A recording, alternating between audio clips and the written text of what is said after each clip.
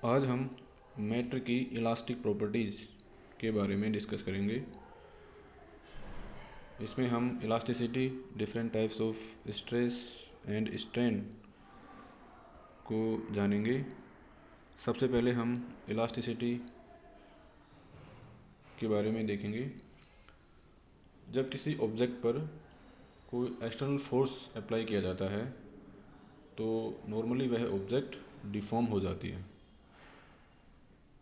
और इस केस में जो अप्लाइड एक्सटर्नल फोर्स होता है उसको हम डिफॉर्मिंग फोर्स कहते हैं।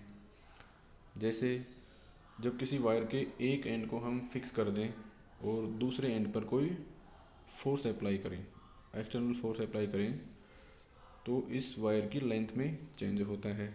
इसी प्रकार जब किसी ऑब्जेक्ट पर कंप्रेसिव फोर्स अप्लाई किया जाता है तो उसके वॉल्यूम में चेंज होता है, और जब किसी ऑब्जेक्ट पर टेंजेंशियल फोर्स अप्लाई किया जाता है तो उसकी शेप में चेंज होता है।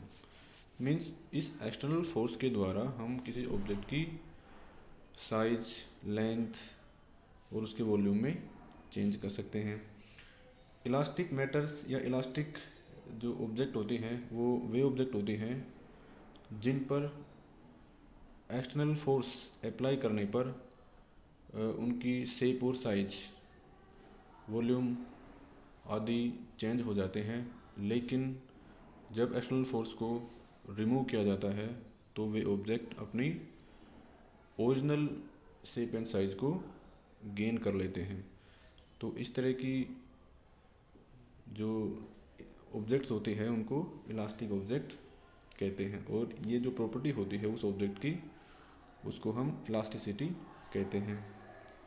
Means elasticity is the property of the solid materials by virtue of which the object regains to its original shape or size after removing the external force. अब हम स्ट्रेस के बारे में डिस्कस करेंगे। जब किसी इलास्टिक ऑब्जेक्ट पर कोई एक्सटर्नल फोर्स अप्लाई किया जाता है तो वे डिफॉर्म्ड हो जाती है। इस केस में उस ऑब्जेक्ट के अंदर एक इंटरनल फोर्स क्रिएट होता है, और ये इंटरनल फोर्स उस एक्सटर्नल फोर्स को अपोज करता है, और ये इंटरनल फोर्स उस ऑब्जेक्ट के डिफॉर्मेशन को अपोज करने के बाद में उसकी जो डिफॉर्म्ड शेप है उसको अपनी ओरिजिनल शेप में रिस्टोर करने का प्रयास करता है। जब इस पर अप्लाइड फोर्स जो है उसको रिमूव किया जाता है, मीन्स इक्विलिब्रियम पोजीशन में इस ऑब्जेक्ट का जो इंटरनल फोर्स है वो और हमारे द्वारा अप्लाई किया गया एक्सटर्नल फोर्स है वो इक्वल होते हैं। मीन्स दोनों फोर्सेस इक्वल होते हैं मैग्नीट्यूड में और अपोजिट होते हैं डायरेक्शन में, एक दूसरे को बैलेंस कर देते हैं। तो यहाँ पर स्ट्रेस को हम डिफाइन कर सकते हैं कि internal reaction force upon area of cross section. किसी एरिया ऑफ क्रॉस सेक्शन पर जो अप्लाइड फोर्स है, अप्लाइड एक्सटर्नल फोर्स है, इन दोनों का रेशियो स्ट्रेस कहलाता है। यदि क्रॉस सेक्शन एरिया है वो 1 यूनिट है तो अप्लाइड एक्सटर्नल फोर्स है उसी को हम स्ट्रेस कहेंगे। स्ट्रेस की जो डायमेंशन है उसको हम इस तरह दिखाएंगे m1 l-1 t-2। Stress 3 type का होता है: लॉन्गिट्यूडनल स्ट्रेस, वॉल्यूम स्ट्रेस और शियरिंग स्ट्रेस। जब किसी ऑब्जेक्ट पर स्ट्रेस उसके क्रॉस सेक्शन के परपेंडिकुलर डायरेक्शन में लगे, या दूसरे शब्दों में इस तरह कहें कि उसकी लेंथ के अलोंग लगे, तो इस केस में जो स्ट्रेस है उसको लॉन्गिट्यूडनल स्ट्रेस कहते हैं, जैसा कि इस फिगर में दिखाया गया है, इस फिगर में। इसी प्रकार वॉल्यूम स्ट्रेस, इस केस में जो स्ट्रेस होता है उसको हम कंप्रेसिव स्ट्रेस कहते हैं, और इस कंप्रेसिव स्ट्रेस को अप्लाई करने पर उस ऑब्जेक्ट के वॉल्यूम में कमी आती है, मीन्स वॉल्यूम रिड्यूस हो जाता है। इसको हम इस फर्स्ट वाले फिगर से दिखा सकते हैं कि वॉल्यूम स्ट्रेस अप्लाई करने पर इस ऑब्जेक्ट के वॉल्यूम में कमी आती है। इसको हम बल्क स्ट्रेस भी कहते हैं। यदि ऐसा स्ट्रेस हो जिसको अप्लाई करने पर इस ऑब्जेक्ट के वॉल्यूम में इंक्रीज हो तो उसको हम टेंसाइल स्ट्रेस कहते हैं। और थर्ड टाइप का स्ट्रेस है उसको सीरिंग स्ट्रेस कहते हैं। इसका दूसरा नाम है टेंजेंशियल स्ट्रेस। मीन्स जब स्ट्रेस को किसी ऑब्जेक्ट के सरफेस पर टेंजेंशियली लगाया जाता है। टेंजेंशियली का मीनिंग है कि ये जो सेकंड फिगर है उसमें जो बॉटम सरफेस है, बॉटम फेस है, उसको फिक्स रखेंगे और जो अपर सरफेस है, अपर फेस है, उस पर एक फोर्स अप्लाई करेंगे इस डायरेक्शन में।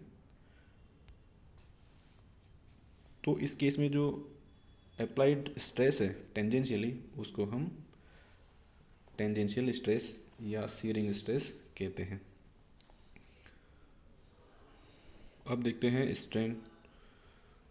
जब किसी ऑब्जेक्ट पर स्ट्रेस अप्लाई किया जाता है तो उसमें स्ट्रेन क्रिएट होती है, मीन्स जो ऑब्जेक्ट डिफॉर्म्ड हो जाती है।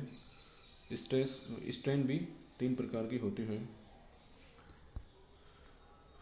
लॉन्गिट्यूडनल स्ट्रेन, वॉल्यूम स्ट्रेन और शीयरिंग स्ट्रेन।